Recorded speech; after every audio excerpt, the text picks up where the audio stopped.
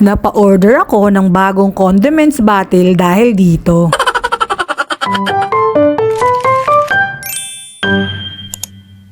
Gusto ko lang naman sanang mag-video kung paano gumawa ng cordon bleu balls. Kaso nga, trahedya yung nangyari. Pero since na-video ko na, sige, tuturuan ko kayo kung paano yung gawin. So, ayun lang yung mga kailangan. Laman ng manok, breadcrumbs, cheese, harina, at itlog. Plus hotdog pala para may masarap na palaman ng inyong chicken cordon bleu balls. Hiniwa ko lang ng maliliit yung chicken breast. Madali lang naman yan gawin dahil malambot lang naman ang laman ng manok. Hinaluan ko ng breadcrumbs yung laman ng manok na hiniwa ko ng maliliit para magdikit-dikit siya at mas madaling mabilog. Syempre, tinimplahan ko na rin yan ng asin at paminta. Hiniwa ko na rin ng maliliit yung hotdog at yung cheese. Nung matapunan nga ng asin ang harina, ay tinapon ko na. Syempre, pinalitan ko na yun ng bago. Kumuha lang kayo ng konting piraso ng giniling na manok. I-plat nyo lang siya sa inyong mga palad. Sabay lagyan nyo ng hotdog at ng cheese sa gitna. Pagkatapos ay ibilog-bilog mo na. Mas maliit, mas madaling maluto. At para hindi na magsabog-sabog pa yung laman ng chicken, sa breadcrumbs nyo siya unang ipagulong. Tapos sa itlog,